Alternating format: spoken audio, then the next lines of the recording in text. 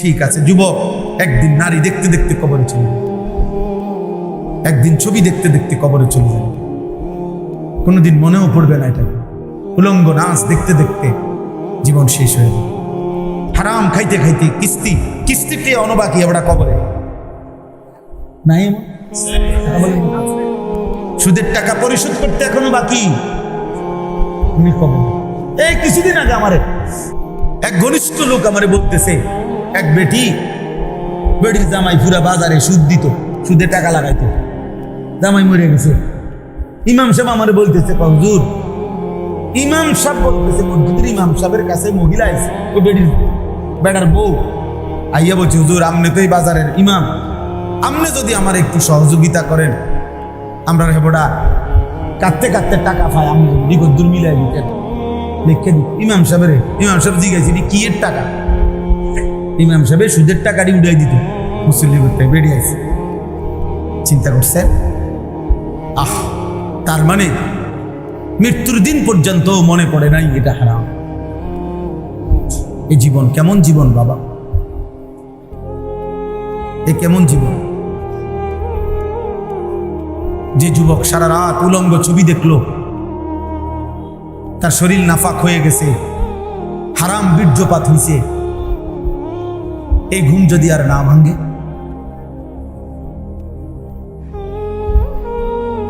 বলেন না কেন? এই ঘুম যদি আর না ভাঙে। সেদিন কুষ্টিয়ায় 10টা ছেলে মোটরসাইকেল বাইক রেস দিছে, এই যে পত্রিকা আসলো এই 4-5 দিন আগে, মোটরসাইকেল দিয়ে রেস খেলতেছে রাস্তায়, কে কত দ্রুত যাবে। আহা, নিজেদের হেলমেটের মধ্যেই ক্যামেরা লাগানো, লাইভ চলতেছে। কিছুক্ষণের মধ্যেই পিকআপে বাড়ি লাগছে 2টা ছেলে, একদম টুকরা টুকরা হয়ে গেছে, টুকরা রাস্তা ছিটকে গেছে। পৃথিবীবাসী, তোমার লাইভই তোমার মৃত্যু দেখবে, কি নির্মম। আজ তোমার লাইভ কে দেখবে? আজ যুবক তোমার মোটরসাইকেল কে চালাবে?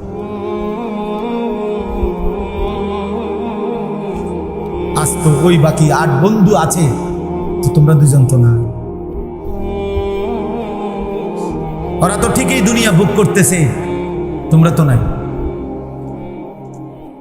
এই জন্য নওজোয়ান, তোমার পাওটা ভাঙ্গা দেখো। 6 মাসের জন্য যদি বিছনায় পড়ে যাও, তোমার সাথে কয়জন বন্ধু শুইয়া যায় তুমি দেখো, দেখবা কারো হাতে সময় নেই। শুধু দেখা করে যাবে আর বলবে, আচ্ছা বন্ধু ভালো থাকিস, খালাস, সুযোগ পেলে আবার আসবো। এরই নাম দুনিয়া, স্বার্থপর এই দুনিয়া। একজন ছেলেই ভাবো, একজন স্বার্থপর এই দুনিয়া, কেউ মনে রাখে না আমার ঈমান, আমার সিজদা, আমার গোলামি, আমার বন্দিগি, আমার আখিরাতের ফিকির।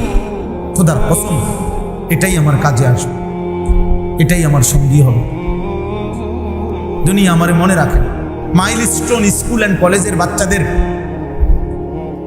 তদন্তের সব মিলাইয়া সুস্থ অসুস্থদের এখন কি হালত, আজকে 5-7 দিনে কোনো খবর আছে? বুঝছেন না হিসাবটা? খালাস, কে করে মনে রাখে? তার হাতে শুনুন। আজকে 1 সপ্তাহ শুনছিনি এই ঘটনা যে ঘটছে, মনে হলো এইটা শেষ। স্বার্থপর, কারো জন্য কারো হাতে সময় নাই। প্রতিটা নতুন ঘটনা পুরাতনকে ভুলায় না।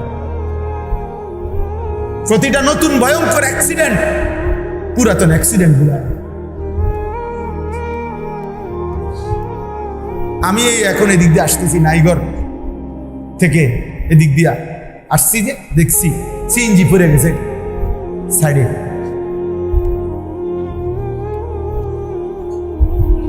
দুনিয়া বাবা, কেউ রে মনে রাখবে না তোমাদের কাউকে, বয়স্ক কেউ না, আমাকেও না। নওজোয়ান ছেলে বাপ তোমাদেরকে, শুধু শুধু এই মোবাইল, এই ফেসবুক, এই ইউটিউব, প্রিয় বন্ধু থাকবে না রে বাপ, এই ছবিগুলো থাকবে না।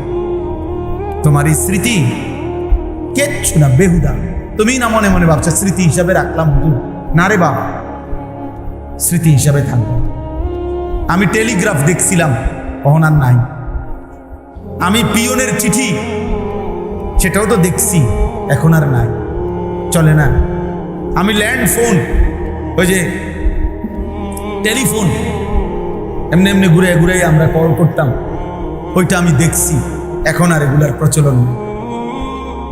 আমি ফিতাওয়ালা ক্যাসেট দেখছি, ফিতাওয়ালা ক্যাসেট দেখছেন?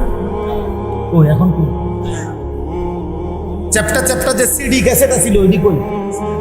ডিস্ক যেটি চওড়া চওড়া পাতলা পাতলা আছিল, ও এগুলো কই? তাহলে আমার এই ছোট্ট হায়াতে যদি, আমার বয়স 44 বছর, তাহলে আমার 44 বছরের ভিতরে আমি তো জন্মের সময়টি দেখছি না, আমি এই সময় তো বুঝছি না, তাহলে এই দিকে 10 বছর বাদ দেন, তাহলে 34 বছর ধরেন আমি মোটামুটি বুঝি। এই 34 বছরের ভিতরে যদি এতগুলো প্রযুক্তি চলে যায়, হারিয়ে যায়, আগামী 30 বছর পরে তোমাদের বর্তমানের অসংখ্য প্রযুক্তি মনে রেখো দোস্ত হারায় যাবে, থাকবে না।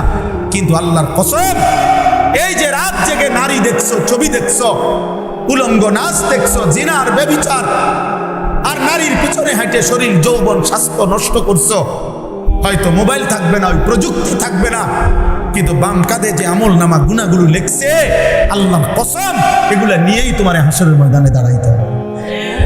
এগুলো সরাইবা কেন? হ্যাঁ, এটা সরাইবা কেমনে?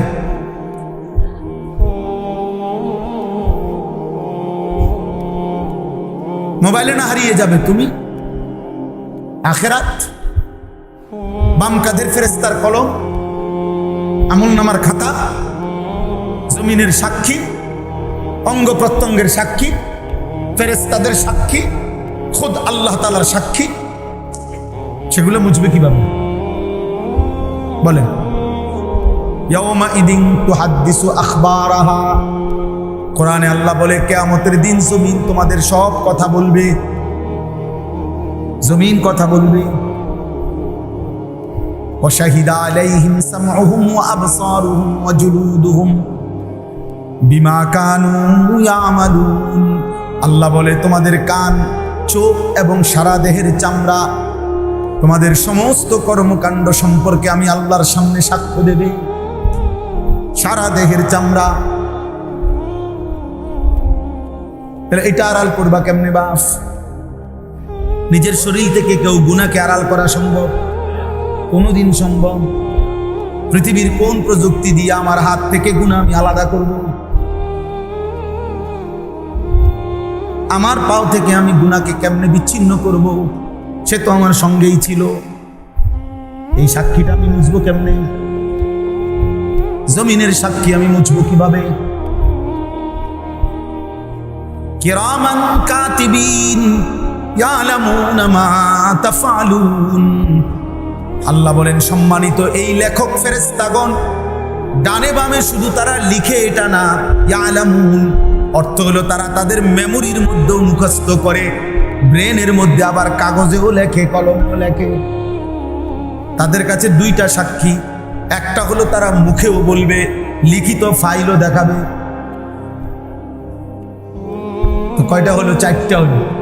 জমিন আমার দেহের অঙ্গ প্রত্যঙ্গ, ফেরেশতার কাছে দুইটা, একটা হলো উনি মুখের সাক্ষী, আর একটা হলো কাগজের ডকুমেন্ট। কয়টা হলো? 5 নম্বরে আল্লাহ বলে বান্দা ওয়াকাফা বিযুনুবি ইবাদিহি খাবীরাম বাসীরা, বান্দার সমস্ত গুনাহের ব্যাপারে আমি একাই দেখছি, আমি একাই খবর রেখেছি, আমি একাই সাক্ষী হিসাবে যথেষ্ট। আমিও বলবো বান্দা আমি তো দেখছি, এবার কই পালাবে? আল্লাহ আমাকে হেফাজত করে। এজন্য বাপ, বয়স্ক হন আর জওয়ান হন, নিজের উপরে দয়া করে। আমি যেই কথার থেকে এই পর্যন্ত আসছিলাম, আমার প্রথম যে কথাটা আমি শুরু করছিলাম সেটা হলো, প্রত্যেকের ব্যাপারে যদিও আমি কোনো ফাঁক টাক দিয়ে বাইরে যেতে পারি, আমার নিজের ব্যাপারে আমি বাঁচব না। আমার নিজের ব্যাপারে আমি কি বলবো? কেন আমি নামাজ পড়লাম না? কেন আমি রোজা রাখলাম না? কেন আমি যাকাত দিলাম না? কেন আমি হালাল হারাম মানলাম না? কেন আমি আমার চরিত্রটা নষ্ট করলাম? কেন আমি মিথ্যা বললাম, চুরি করলাম, সুদ খাইলাম, জিনা করলাম, ব্যভিচার করলাম, মদ খাইলাম, জুয়া খেললাম, নারী দেখলাম, ছবি দেখলাম, উলঙ্গ দৃশ্য দেখলাম? এক্ষেত্রে কি জবাব? নিজের দেহ, নিজের শরীর, নিজের কর্ম, নিজের রাত, নিজের দিন, এর ব্যাপারে জবাব কি? আমি খেয়াল করছি না। কুমা কি কয় খেয়াল করছি না? খেয়াল না করলে করছো কেন? বুঝেন নাই কথা? আমি যে সময় মিথ্যা কথা বলি সেই সময় আমি ঘুমে আছিলাম। আপনি এটা করবেন ঠিক না ফেরেস্তার কাছে যে বিশ্বাস করেন ভাই আমি ঘুমে আছিলাম, উঠটা দেখি আমি মিথ্যা কথা কই। ফেরেস্তা বলবে একটা লাথি দেবো ফাঁসার, মস্কারি করো বেটা, মস্কারি করো। কি বলবো এটা? তাহলে নিজের থেকে নিজেকে আড়াল করার সুযোগ। এই জন্য কোরআনুল কারীমের মধ্যে আছে আল্লাহ তাআলা আমাদের নবী সাল্লাল্লাহু আলাইহি সাল্লামকে পর্যন্ত বলছে, বন্ধু এই পৃথিবীর কারো ব্যাপারেও যদি আপনি জবাবদিহি করতে নাও হয়, লা তুকাল্লাফু ইল্লা নাফসাকা, সূরা নিসার আয়াত। আপনি নিজের ব্যাপারে কিন্তু আদিষ্ট, আপনি আপনার ব্যাপারে কিন্তু কমপক্ষে শেষ জবাব দিতে হবে। যদি বলেন মাওলা আমি যুদ্ধের ময়দানে দাঁড়াইছিলাম, আমার সাথে 12,000 সাহাবী, মানে একটা যুদ্ধ হয়েছে নবীজির জীবনে, হুনাইনের যুদ্ধ। ওই যুদ্ধে নবীজির সাথে সাহাবী ছিল 12,000, কিন্তু কাফেরদের প্রথম আক্রমণে কিতাবে আছে 12,000 সাহাবী একসাথে ছুটে গেছে, মানে সিটটা গেছে, ময়দান ছেড়ে দিছে 12,000 সাহাবী। কিন্তু আল্লাহ নবী সাল্লাল্লাহু আলাইহি সাল্লাম আপন জায়গায় এক কদম রাসূল আকরাম সরেন নাই, একাই দাঁড়িয়েছেন। আর কাফেরদের দিকে তাকিয়ে বলছেন আমি আব্দুল মুত্তালিবের সন্তান, মানে আব্দুল মুত্তালিবের বংশের ছেলে। আমার বংশ কোনোদিন যুদ্ধের ময়দানে পিঠ দেখায় না, বুক দেখায়, বুক। আমি সরব না, আমি একাই লড়ব, আমি একাই লড়ব। আর সাহাবীদের দিকে তাকিয়ে বলছে তোমরা ফিরে আসো, একত্র হও, আনা নবিয়্যুল লা কাযিব, আমি মিথ্যা নবী নই, আমার উপরে আল্লাহর সাহায্য আসবে, আসো ফিরে আসো। সাহাবীরা ফিরে আসছেন, আবার যুদ্ধ শুরু করছেন, আল্লাহ তাআলা মুসলমানদের বিজয় দান করছেন। কিন্তু দেখার বিষয় হলো ওই কথাইটা, একাই তিনি দাঁড়িয়েছেন। তো তিনি যদি কিয়ামতের দিন বলতেন যে আল্লাহ 12,000 সাহাবী দৌড় দিছে, দেখিয়া সব দৌড় দিছে, আল্লাহ বলতো আপনি দৌড় দিছেন কেন? বুঝেন নাই কথা? 12,000 দৌড় দিছে, ঠিক আছে, আপনি কি, আপনি সমস্যা, আপনি দৌড় দিলেন, তখন কোনো জবাব হইতো? রাসূল আকরাম একাই লড়ছে। এই জন্য এই ছোট মাহফিলের মাকসাদ এটা মূলত আপনার আমার দিলের মধ্যে, নিজের মধ্যে কমপক্ষে আখিরাতের ফিকির তৈরি। দেখেন সব দরকার, একটি দেশ, একটি সমাজ, একটা পাড়া, একটা ইউনিয়ন, একটা জেলা, একটা রাষ্ট্র, সব কিছুর কল্যাণে কাজ করা এটা উচিত, এটা ইমানের দাবি, ইনসাফের দাবি, বিবেকের দাবি, সবই ঠিক, সবই দরকার। কিন্তু এক বসায়, এক প্রোগ্রামে, এক মজলিসে, একই বৈঠকে, একই ঘন্টায় সব ঠিক করে লাইতে হইব, এটা জরুরি। কথা বোঝেন নাই আমার? আজকের এই 1 ঘন্টাতে একবারে সব বলে ফেলতে হইব, পুরা 30 পারা কোরআন, এটা জরুরি না, এটা জরুরি। এই জন্য আমরা ব্যক্তিগতভাবে ফিকির করি যে এই সময়ের এই সমস্ত ছোট ছোট মজলিস যেগুলো হয়, ইসলাহী মজলিস, আমাদের একটা মূল ফিকির থাকে যে ব্যক্তির আত্মসংশোধন, নিজের সংশোধন। এই জন্য এটারে ঘুরাই ঘুরাইয়া বহু আঙ্গিকে বলি। এর মানে আপনি যদি বলেন হ্যাঁ হুজুর কেবল তো নিজে ঠিক কইতে কইলেন, দেশের যে অবস্থা এটি তো কিচ্ছু করলেন না, না বলুন, আমি বলবো, আমি আরেকদিন দাওয়াত দিয়ে ওই দিন করব, আরো শুনলেন, আরো বলবো। আমি শুধু আজ 21 বছর দাওয়াত এইটাই কই, এটা না, আরো অনেক কথা কইছি। আজকেই সব পুরা ইসলাম শেষ করে দিতে হইব কইয়া, এটা জরুরি। তো নবীজি তো এক বসাতেই পুরা ইসলাম পেশ করছে, ঠিক না? কয় বছরে? তো আপনি তাড়াহুড়া করেন কেন? আমি মনে শেষ করে দিব এটা কথাই না। আমি এবার হজের সময় হজের প্রশিক্ষণ দিছি আর হজের 3 দিন আগে মক্কায় আমাকে পাশের এক কোম্পানির হাজিদের প্রায় 2.5 ঘন্টা হজের যাবতীয় খুঁটিনাটি প্র্যাকটিক্যাল এগুলো বলছি, দেখাইছি, শিখাইছি। তো শেষে বললাম যে কারো কোনো প্রশ্ন আছে কিনা বুঝার। আচ্ছা, তো এর দ্বারা আপনি কি বুঝছেন যে এই যে হজ শিখাইলাম এতক্ষণ, 2 দিন পরে হজ মক্কাতে আমরা, এই জাতীয় কোনো প্রশ্ন মানে আমি যেটি বলছি এখানে বুঝার কিছু আছে কিনা এটাই তো প্রশ্ন না? মানে আমার কথার অর্থ তো এইটা। এক চাচা দাঁড়ায় এগুলো হুজুর কইলেন তো সবই ভালো, দিন প্রতিষ্ঠার কথা তো কিছু কইলেন না। এটা আমার অফার। তাই বললাম চাচা আমাকে তো আগে সিদ্ধান্তই দেওয়া হয়েছে হজ্জের প্রশিক্ষণের জন্য কথা বলতে, আর হজ যে দিনের বাহিরে আমার এটা জানা ছিল না। আপনার কথার দ্বারা বুঝছি হজ ইসলামের বহির্ভূত একটি জিনিস। এই আলগাটা বাহিরেরটা আমি বলছি আর আমার ভিতরটা বাকি হয়ে গেছে, আমার এটা আমার ভুল হয়েছে। এইবার সবে যখন এর দৌড়তে লইয়া ছুটছে চান্দু এমনি বসে গেছে। তার মানে একই বসায় সব বলতে হবে, এটা জরুরি। আজকে এটাই মূল বক্তব্য। এবার আমি ছোট্ট ছোট্ট 10টা আয়াত করছি, অল্প সময় লাগবে আর এই তর্জমা তাহলে আমার কথা শেষ। কিন্তু মূল বক্তব্য এটা ভাইয়া, বয়স্ক বাবা আমরা সবাই মিলে আখিরাতে দাঁড়াইতে হবে একা। অকুল্লুহুম আতিহি ইয়াউমাল কিয়ামাতি ফারদান। আল্লাহ বলছে বান্দা তোমরা কিন্তু একাই একজন একজন করে আমি আল্লাহর মুখোমুখি হবে। আমার মুখোমুখি হতে হবে না। বুঝি নাই কইয়া হাসি দিয়া উড়াই দিও না জন্য। হাসলেও রাত শেষ হয়, কাঁদলেও রাত শেষ হয়। সুখের রাতও ভোর হয়, দুঃখের রাতও ভোর হয়, ফাঁসির রাতও ভোর হয়, বাসর রাতও ভোর হয়। এটাই সত্য, এটাই বাস্তব। কাজে লাগাও আর নষ্ট করো, তুমিও মরে যাবা, আমিও মরে যাব। কবরে যেতেই হবে।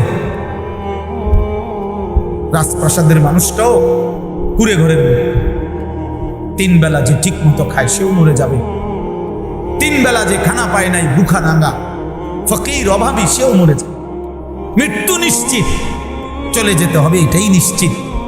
কাজে বুদ্ধিমান সেই যে কবরের প্রস্তুতি, যে সত্য আমাকে গ্রহণ করতেই হবে, যে বাস্তবতা আমাকে গ্রহণ করতেই হবে, সেটা ভুলে যাওয়া, সেটা পাশ কাটানো একবারে বোকামি ছাড়া কিছু না। তুমি পাশ কাটাইতে কাটাইতে, গাড়ি সাইড দিতে দিতে কতক্ষণ সাইড দিবা? পলাইতে পলাইতে কই যাইবা? আল্লাহ বলছে একটি সুউচ্চ কোনো ছিদ্র নাই এরকম একটি ঘরেও, দেওয়ালের ভিতরেও যদি আশ্রয় নাও, মৃত্যু সেখানেই পৌঁছবে। ওয়ালাউ কুনতুম ফি বুরুজিন মুশাইয়াদা আইনামা তাকুনু ইউদরিকুমুল মাউত। অতএব প্রিয় বাপ, প্রিয় সন্তান, আমি কিংবা আমরা সবাই আখিরাতের ফিকির করা, কবরের ফিকির করা, এটা বুদ্ধিমান। অনেক মানুষ আছে অনেক সময়, হ্যাঁ কিছু হুজুর আছে মাটির তলের কথা আর আসমানের উপরের কথা ছাড়া আর কিছু বলতে জানে না। হ ভাই, আমি ওই দলের একজন। যদি কেউ মনে করেন যে কিছু হুজুর আছে শুধু আসমানের উপরে আর মাটির তলের কথা ছাড়া আর কিছু জানে না, এরকম হুজুর যে কয়জন, আমি এর মধ্যে একজন। বাস্তবিক অর্থে আমি আর কিছু জানি না। সত্য করে বললাম, আমি এটাই জানি। কারণ আমি জানি আমি এর দূর বুঝছি, মাটির নিচে আমার কবর, আসমানের উপরে আমার জান্নাত। অতএব আমারে আমার কবরের ফিকির করতে হবে, আমারে আমার জান্নাতের ফিকির করতে হবে। আর আমি এটাও বুঝি, এই কবর আর আখিরাতের ফিকির যার কলিজার মধ্যে বসে যায়, সে দুনিয়ার যেখানেই থাকুক, তার দ্বারা দুনিয়ার জীবনে কোনো মানুষ কষ্ট পায় না। অটোমেটিক দুনিয়াও সুন্দর হয়ে যায়। এখনো পর্যন্ত পৃথিবীতে চরিত্রবান, নেককার, এখনো পর্যন্ত পৃথিবীতে দুর্নীতির থেকে মুক্ত, অন্যায় অশ্লীলতা থেকে মুক্ত ওই মানুষগুলোই, যে মানুষগুলোর কপালে সেজদা আছে, যে মানুষগুলো আল্লাহর ভয়ে, আখিরাতের ভয় কলিজায় আছে, তারা তারাই এখনো পর্যন্ত পৃথিবীর সভ্য মানুষ, ভদ্র মানুষ, ইনসাফগার মানুষ তারাই। এটাই সব। নাই তো চলো দেখো, চোর, বাটপার, সিটার, সন্ত্রাসী, চাঁদাবাজি, খুনি, জিনাকার, ব্যভিচার, আমরা হিসাব লাগাই যে নামাজি কয়জন, বেনামাজি কয়জন। কথা বুঝেন নাই? অপরাধের লিস্টি করি, অপরাধের লিস্টি করি। একটা থানার মধ্যে, যেই কোনো থানার মধ্যে চোর বাটপারের লিস্টি থাকে, আপনি জিগান এটা এটা তারা ফাইলই করে রাখে। চিহ্নিত সন্ত্রাসী কারা, চিহ্নিত মাদক কারবারি কারা, চিহ্নিত ব্যভিচারী কারা, চিহ্নিত চোর ডাকাত কারা, প্রত্যেক থানাতে কিছু আলাদা ফাইল থাকে, লিস্টি থাকে। আপনি ওই ফাইলটা খোলেন, অনলাইনে দেন, পরীক্ষা করেন মাদ্রাসার ছাত্র কয়জন আর বাহিরের কয়জন, নামাজি কয়জন, বেনামাজি কয়জন, আল্লাহ আখিরাত চিনে এমন অপরাধী কয়জন, আর আল্লাহ আখিরাত চিনে না এমন অপরাধী কয়জন, দেখেন আপনি। কাজে এটাই সত্য, কলিজায় যার আখিরাত আছে, দিলের মধ্যে যার কবরের ফিকির আছে, তার দ্বারাই অপরাধ হয় কম, তার দ্বারাই পাপ হয় কম। হয় না আমি এটা বলি না, কারণ শয়তান তো 24 ঘন্টা কখনোই নেককার বদকার কারো কাছ থেকে শয়তান বিরতি নেয় না। শয়তান জোনায়েদ বাগদাদিরও ছাড়ে নাই, শয়তান ফেরাউনেরও ছাড়ে না। কথা বুঝেন নাই? শয়তান তো কাউরে ছাড়ে না। শয়তান তো শয়তান, এ তো বড় খারাপ, তার তো কোনো লজ্জা শরম বলতে কিচ্ছু নাই, এ তো আসলেই শয়তান, এ তো শক্ত হারামি। তারে যদি আপনি 1000 বার, 1,00,000 বার আউযু বিল্লাহি মিনাশ শাইতানির রাজিম, এটা যদি 100 বারও পড়েন, 1000 বারও পড়েন, আপনি একটু বিরতি দিবেন, এইটা আবার আপনি যার কোনো লজ্জা শরম নাই, তারে এতবার বললাম তুই রাজিম, অভিশপ্ত, অভিশপ্ত, অভিশপ্ত, সে বলবে তোমার কথা তুমি কও, আমি আছি তোমার লগে, ঠিক না? তোমার দিয়ে তুমি কও ভাই, অসুবিধা নাই ভাই, আমি তোমারে ছাড়তাম না, আমি তোমারে ছাড়ব। তাইলে শয়তান যেহেতু 24 ঘন্টা ওয়াসওয়াসা দেয়, তো ইনসান হিসাবে গুনাহ হবেই, কিন্তু গুনাহের মধ্যে ভাসাইয়া দেওয়া,